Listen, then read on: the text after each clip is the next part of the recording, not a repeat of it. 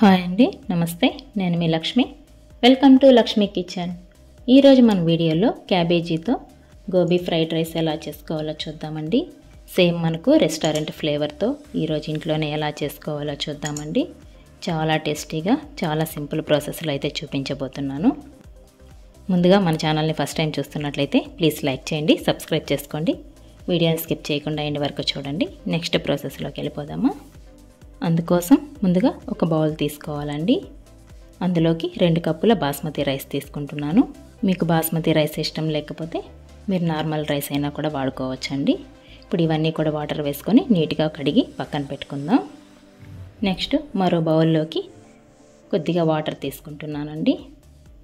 వాటర్లోకి కొద్దిగా రాళ్ళ ఉప్పు వేసుకుంటున్నాను. నెక్స్ట్ ఇందులోకి 1 టేబుల్ స్పూన్ ఆయిల్ వేసుకుంటున్నాను. ఈ వాటర్ అంతా కూడా తెల్ల మరిగేంత వరకు మరిగించుకుందాం. ఇలా వాటర్ అంతా కూడా మరుగుతున్నాయి కదా. నెక్స్ట్ ఇందులోకి మనం నానబెట్టుకున్న బియ్యాన్ని వేసేసుకుందామండి. ఈ వాటర్లో మనము కొద్దిగా ఆయిల్, ఉప్పు యాడ్ చేసాం కదా, వాటి వల్ల మనకు రైస్ అంతా కూడా పొడి పొడిగా బాగుంటుందండి. ఇప్పుడు ఈ రైస్ అంతా కూడా మరీ సాఫ్ట్గా కాకుండా కొద్దిగా పలుగ్గా ఉండేలాగే ఉడికించుకుందాము. ఈ రైస్ అంతా కూడా ఉడికే లోపల మనం గోబీ ప్రిపేర్ చేసుకుందామండి. క్యాబేజీ తీసుకున్నానండి. ఈ క్యాబేజీ అంతా కూడా చాలా సన్నగా కట్ చేసుకున్నాను. చూడండి, ఇలా మీకు వీడియోలో చూపిస్తున్న విధంగా ఇలా అంతా కూడా కట్ చేసుకోవాలి. నెక్స్ట్ మిక్సింగ్ బౌల్ ఒకటి తీసుకుందామండి. నేను ఈ కప్తో కొలుచుకొని తీసుకుంటున్నాను. నాకు ఈ కప్తో 2 కప్పులు వచ్చిందండి క్యాబేజీ. నెక్స్ట్ ఇందులోకి మన టేస్ట్కి తగ్గ సాల్ట్ వేసుకుందాం. 1.5 tablespoon red chilli powder, 1 tablespoon ధనియా powder, 1 tablespoon garam masala, 1/2 tablespoon అల్లం వెల్లుల్లి పేస్ట్ వేసుకుంటున్నాను. ఇవన్నీ కూడా క్యాబేజీలో బాగా కలిసేలాగా ఇలా ప్రెస్ చేస్తూ కలపాలి. ఇలా అంతా కూడా కలుపుకోవాలండి. నెక్స్ట్ ఇందులోకి 3 టేబుల్ స్పూన్ల మైదా తీసుకుందాం. నెక్స్ట్ 3 టేబుల్ స్పూన్ కార్న్ఫ్లోర్ తీసుకుంటున్నానండి. నెక్స్ట్ 1/2 టేబుల్ స్పూన్ పెప్పర్ పొడి వేసుకుందాం. నెక్స్ట్ ఇందులోకి కొద్దిగా ఫుడ్ కలర్ వేసుకుంటున్నానండి. ఫుడ్ కలర్ అనేది ఆప్షనల్, మీకు ఇష్టం లేకపోతే స్కిప్ చేయొచ్చు. ఇదంతా కూడా పిండిలో బాగా కలిసేలాగా కలుపుకోవాలండి. మనకు క్యాబేజీలో ఉండే చెమ్మె అంతా కూడా సరిపోతుంది. వాటర్ కూడా ఏమీ యాడ్ చేయాల్సిన అవసరం లేదు. మీకు మరీ తడిగా అనిపిస్తే మరి కొద్దిగా పిండి కూడా యాడ్ చేసుకోవచ్చండి. ఇలా అంతా కూడా కలుపుకొని మనకు పిండి క్వాంటిటీ అనేది చూడండి ఇలా ముద్ద చేస్తే ఇలా రావాలండి. ఇలా కలుపుకున్న క్యాబేజీ అంతా కూడా మనం చిన్న చిన్న ముద్దల్లాగా చేసుకొని ఒక ప్లేట్లో పెట్టేసుకోవాలండి. ఇలాగే సేమ్ అన్నీ కూడా చేసుకోవాలి. నెక్స్ట్ స్టవ్ ఆన్ చేసుకొని కడాయి పెట్టుకొని డీప్ ఫ్రైకి సరిపడా ఆయిల్ వేసుకుందామండి. ఆయిల్ బాగా హీట్ అయిన తర్వాత ఒక్కొక్కటిగా వేసుకొని అన్నీ కూడా లైట్ గోల్డ్ షేడ్ వచ్చే వరకు ఫ్రై చేసుకోవాలండి. ఇలా వేసిన వెంటనే కదపకుండా కొద్దిగా ఫ్రై అయిన తర్వాత 2 సైడ్స్ కూడా బాగా కాల్చుకోవాలి. మంటను మీడియం ఫ్లేమ్లోనే పెట్టుకొని అన్నీ కూడా ఫ్రై చేసుకోవాలి. ఇలా ఫ్రై అయితే సరిపోతుందండి. ఇప్పుడు ఇవన్నీ కూడా ఒక ప్లేట్లోకి తీసి పెట్టేసుకుందాం.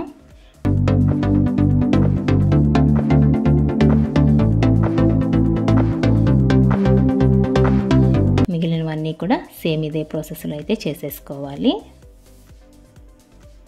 ఇలా అంతా కూడా రెడీ చేసుకొని పక్కన పెట్టేసుకుందాం.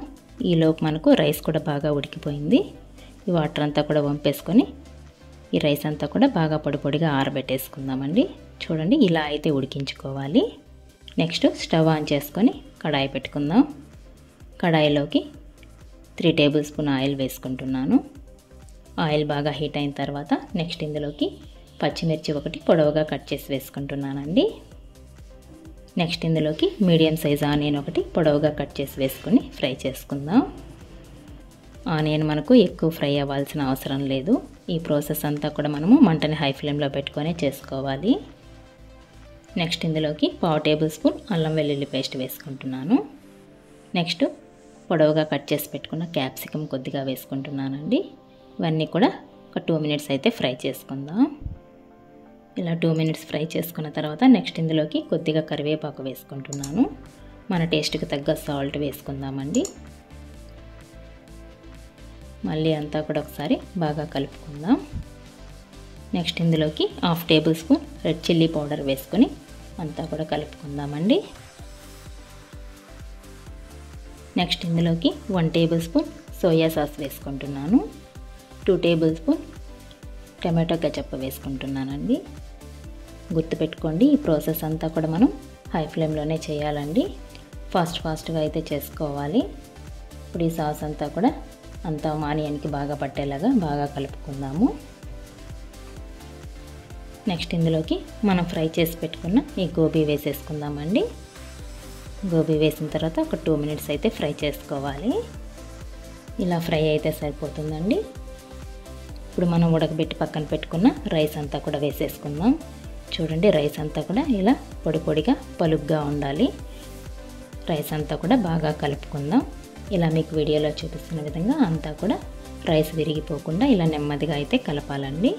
మనకు మంట మాత్రం హై ఫ్లేమ్లోనే ఉండాలి. ఇలా అంతా కూడా ఒక 2 మినిట్స్ అయితే కలుపుకుందాము. నెక్స్ట్ ఇందులోకి సన్నగా కట్ చేసి పెట్టుకున్న కొత్తిమీర కొద్దిగా వేసుకొని అంతా కూడా కలుపుకుందామండి. ఫైనల్గా కొద్దిగా స్ప్రింగ్ ఆనియన్ వేసుకుంటున్నానండి. అంతా కూడా బాగా కలిసిపోయింది కదా. అంతే అండి, ఎంతో సింపుల్గా మంచి రుచితో మనకు గోబీ ఫ్రైడ్ రైస్ అయితే రెడీ అయిపోయింది. ఇప్పుడు స్టవ్ ఆఫ్ చేసుకొని సర్వింగ్ ప్లేట్లోకి తీసుకొని సర్వ్ చేసుకుంటే ఎంతో టేస్టీ అయిన గోబీ ఫ్రైడ్ రైస్ అయితే రెడీ అయిపోయిందండి. వేడిగా సర్వ్ చేసుకున్నామంటే చాలా టేస్టీగా చాలా బాగుంటుంది. చూడండి, లుక్ కానీ టేస్ట్ కానీ చాలా బాగుంది కదా. ఇలా చేసుకున్న ఈ రైస్ని మనం పిల్లలకు కానీ పెద్దవాళ్ళకి కానీ లంచ్ బాక్స్లో పంపించామంటే చాలా ఇష్టంగా తింటారండి. నైట్ డిన్నర్కి కానీ ఎలా తీసుకున్నా కూడా చాలా బాగుంటుంది. మనం బయట తినే ఫుడ్ కన్నా కూడా ఇలా ఇంట్లోనే ప్రిపేర్ చేసుకొని తిన్నామంటే ఆరోగ్యానికి కూడా చాలా మంచిదండి. మీరు ఒకసారి ట్రై చేయండి. మీకు ఎలా వచ్చిందో కామెంట్ చేయండి. నా వీడియోస్ కనుక మీకు నచ్చినట్లయితే ప్లీజ్ లైక్ చేయండి. మీ ఫ్రెండ్స్ అండ్ రిలేటివ్స్కి షేర్ చేయండి.